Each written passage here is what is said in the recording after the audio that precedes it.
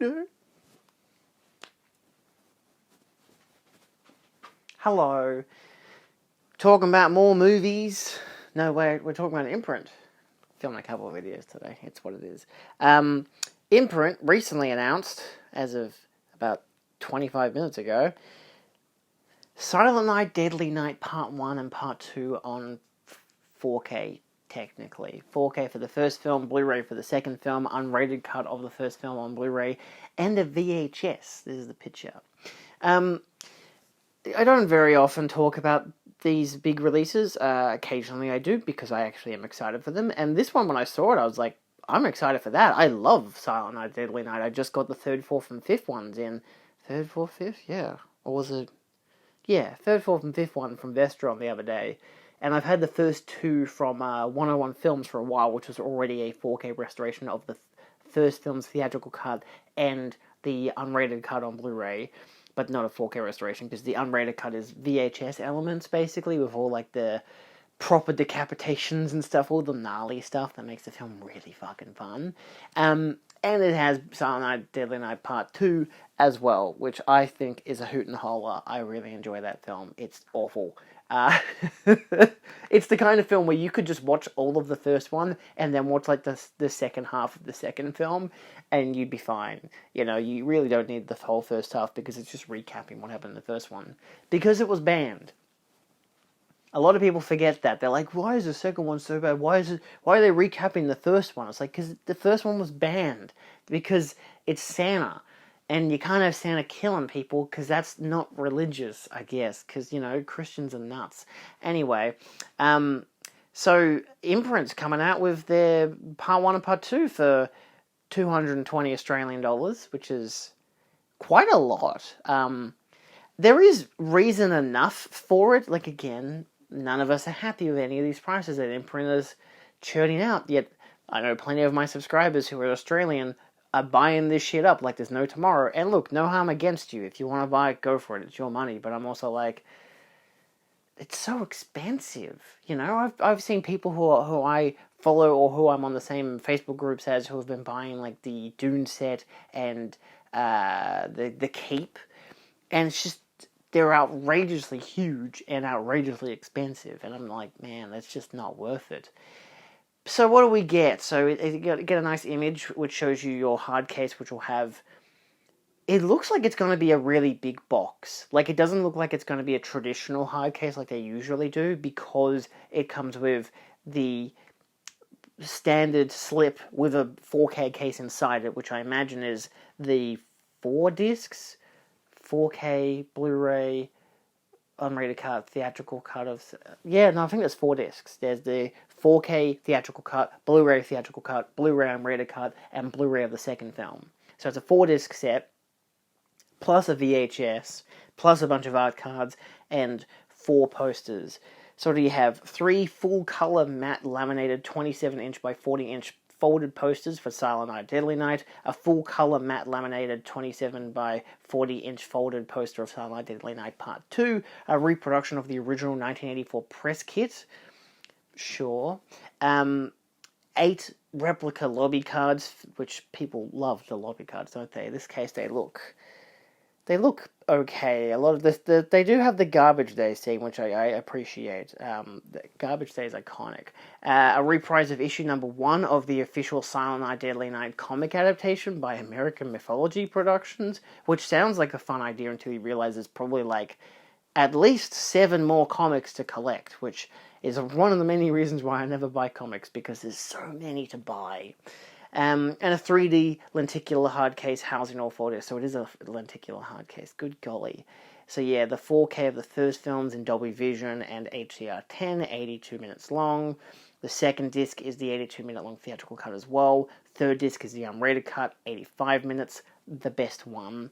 I probably wouldn't even bother to ever watch this film on UHD because it's never going to be the unrated cut. And The unrated cut should be on 4K. I understand that there's so many limitations because it is a VHS print that they've had to take those, unrated scenes from. But holy shit, they really should just chuck that on a 4K disc. I don't give a shit how bad it looks. It could look maybe a little bit better than a Blu-ray. I don't know. Give me something at least. But it is a very attractive looking film, like generally, like the theatrical cut. It does look really nice, so a UHD would make it really pop, which would be great, because again, Christmas, you get a lot of night stuff, because a lot of it's set at night. Even the daytime stuff is really good, the costuming's nice, the LED lights from, Christmas, blood and gore, titties galore, that kind of stuff. Disc 3 is the unrated cut, like I mentioned, and the VHS of the unrated cut, which is the most makes sense kind of thing, which is probably why it costs so much, because of the VHS, which you can choose either is it NTSC or whatever the hell it was. They've got the two different formats, PAL and the other one. I don't even know what my VHS player has. I don't think I ever knew. It's sitting right in front of me and I have no idea what it is. Anyway, you do get a good selection of special features and audio commentary. The night he came home for Christmas, which is an interview of the producer, get an interview of the editor, interview with two more producers, and another audio commentary. I don't know why they've listed it in that order. That's very strange. You get a making of documentary, several featurettes, and an audio interview with the director, and then your classic TV spots, radio trailers, and all that other stuff. Santa's Stocking of Outrage text gallery. Okay, interesting. And of course, the second film, which is just the theatrical cut, because there was never an unrated cut for that film, because it is the unrated cut, which ironically doesn't feature footage of the unrated cut of the original film. It is just the original theatrical version, which is also another reason why it's not really worth watching that first 40-odd minutes of that film. But that comes with an audio commentary with the writer, director, and editor, another audio commentary with co-writer and director, and the actors, and a documentary making of, as well as another interview. And then Garbage Days Are Here Again, the locations featurette, and then a Coldwell interview short film 2018. Oh, Ricky Today, the Coldwell interview. Okay, I don't know what that is. That a short film must be some kind of a sequel. I don't know. Who really cares? So that's really it. That's the whole kit and caboodle. Which, look, as someone who obviously has to import a lot of things, and this is always going to be one of the reasons why I'm never going to be completely critical of Imprint, is the fact that for a local market, it's great to have this stuff. Silent Night, Deadly Night Part 1 and Part 2 is great to have as a double feature. It's great to have as a 2-set pack rather than a single set pack, even though a lot of people would say there's no point having the second one. I disagree. It's iconic. Sure, the first 40-odd minutes is a waste of your time, but you can just skip that. You can do that. I've done that. I watched the whole film. The first time I did it, I watched it in its straight nature, and I'm like, this is woof. But then you get to that second half, you're like, oh, this is fun. So then the next time I watched it, I was like, cool, I'm just going to skip that first 40 minutes. Unless I hadn't rewatched Silent Night, Deadly Night Part 1 just before. Like, if I was just doing it number 2 by itself one year, then I would do the whole thing. Because you still get the gist. So that's good enough. But $220. See, there's another reason why I don't really want to have to talk about this kind of stuff, is because, is there any point? Like, a lot of people are going to be happy that this set is existing, especially on UHD. I'm trying to think of if there was already a UHD for Silent Night, Deadly Night. I feel like Scream Factory did one a couple of years back. But if not, they would have just done the standard standard Blu-ray. But I imagine Imprint would have emphasized, we're doing one pressing only for the VHS. That's spooky. Yeah, hold on, let me double check. Silent Night, Deadly Night 4K. Yes, I was right. Silent Night, Deadly Night was released on 4K by Scream Factory. And of course, Part 1 and Part 2 you can get from 101 Films, and Part 3, 4, and 5 you can get from Vestron. So, for, like, this, I mean, weirdly, like, the first things that pop up is sponsored, so you get your Amazon ad, your Sanity, iMusic, Amazon, and Fishpond. None of them actually stipulate Part 2, So I wonder if it's like harder now to get part 2, but I feel like it wouldn't be. If I looked up part 2, Blu-ray. Okay, you can still get part 2 on Blu-ray. So you can get them all for you can get all 5 films for cheaper than this 4K set. You can get the American 4K, which is all regions, with the probably region A Blu-ray disc. You can get part 2 from 101 Films, which I wouldn't really buy it separately. I would go out of my way to find part 1 and part 2, but I don't think you can get them anymore.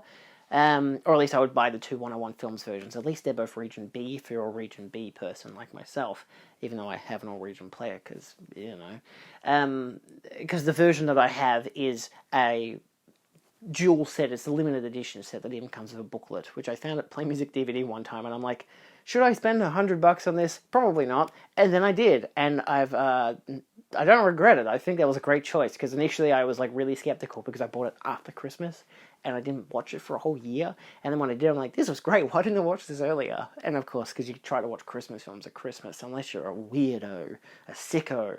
Anyway, and of course you can get the 3-film collection for like $30 on Amazon, so, or wherever you want to buy it from. And again, Vestron has UK edition and they have US edition. So it is what it is. I bought it secondhand off Facebook. It's fine. So am I happy that this is getting an Australian release? The benefit of it, I would stipulate, would just be the VHS. I think that that's a fun gimmicky thing because it makes sense. The only way to really watch part 2 is on a VHS because all the unrated scenes are VHS quality scenes. It makes sense to do that. But for $220, nah, I'm good.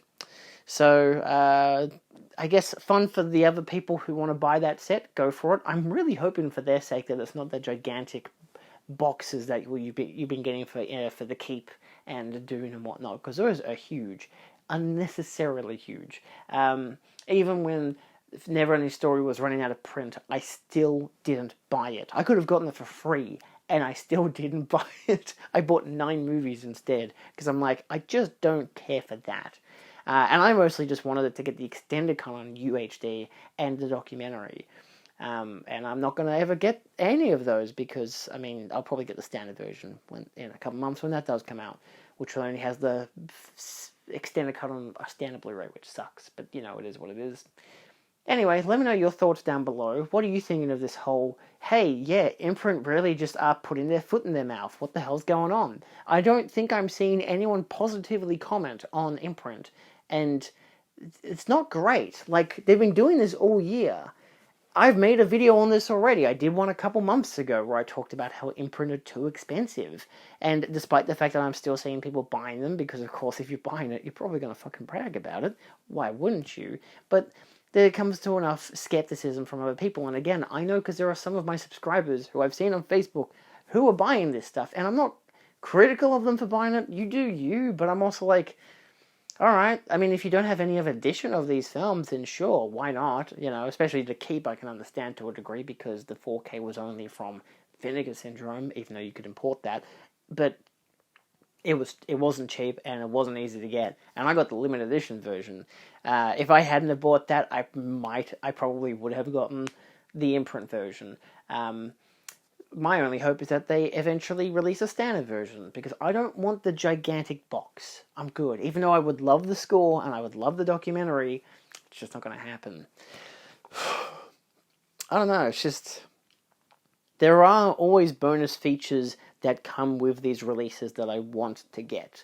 Extra documentaries, little gimmicky things. I wouldn't mind them, and that's why I can't always be completely critical of it, but the fact that they don't release a standard version in conjunction with, because they want to make sure these big box set versions sell first, hence Neverending Story's big gigantic booklet sold, and then they did a steelbook like a year later, and then that sold out really quick, so then within a month or two they've announced a standard version. So yeah.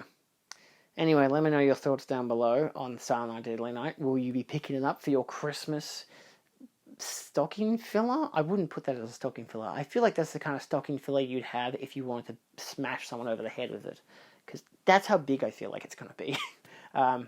Like a brick in a sock kind of deal, you know? I don't know. Anyway, let me know. See you kids around.